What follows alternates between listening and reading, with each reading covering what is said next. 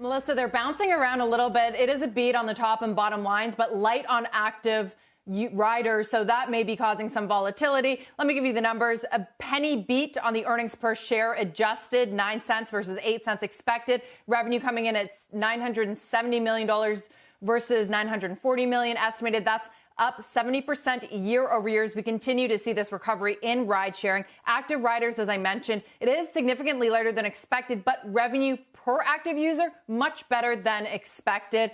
The driver shortage continues to ease. Active drivers grew by 34% year over year in the quarter. President John Zimmer tells me that their incentive spend peaked early last year.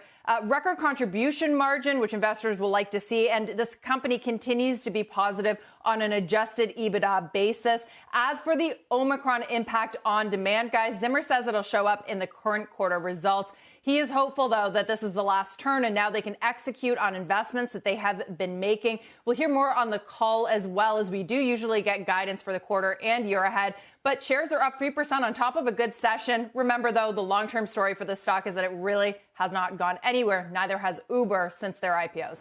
So incentive spending, Deirdre, has peaked, and it looks like the driver shortage is easing. So that spells better margins for Lyft?